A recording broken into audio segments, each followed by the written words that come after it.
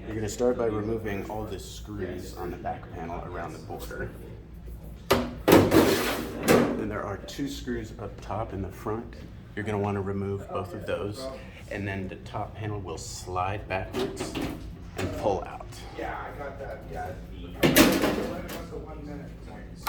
The next screw that you'll do is down here on the bottom left. This will be to remove the side panel. You'll do this one first, and then the front. And this screw second, and then this side panel will slide off. Once the screws are removed, you can just pull the panel towards you, and then at the bottom, pull out, and the panel will slide off the tabs. Next, you'll be removing the door to access the chamber screws. When you're removing the door and you reinstall it, make sure you see a thin black line where the door comes in contact with the gasket, so you're getting a good vacuum. Next, you'll loosen these locking screws behind the hinge. They're 11mm screws.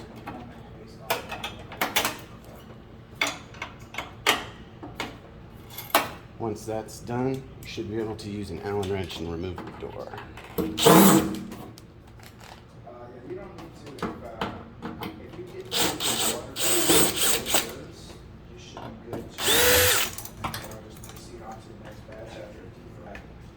Next, we will remove these 4 chamber screws. These screws you want to leave in place. They're holding the back panel for the door, so you don't want to remove these, just these 4 for the chamber, and then there'll be 6 more underneath that we'll show you next. We'll be removing these 6 black screws. Once those screws are loose, this front panel will come forward. Once those 6 screws are off, you also are going to need to remove the other side panel in order so we can fully remove the front. There's 1 screw at the bottom here, and the next one is in the top corner up there. Once those 2 are removed, it'll be removed the same as the other side panel. Once the other side panel is off, this front panel should easily pull forward and remove. The chamber will be resting on the heat exchanger, so it may drop a little bit, and you can lift it up and down to make sure the chamber fits into the front panel when you're reinstalling it. Next, you'll be removing the fan itself from the heat exchanger.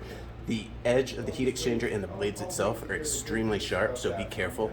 There are 4 screws that you can use to remove it. They're 8mm screws. Once all 4 are removed, we'll show you how to pull it out from the heat exchanger. 1, 2,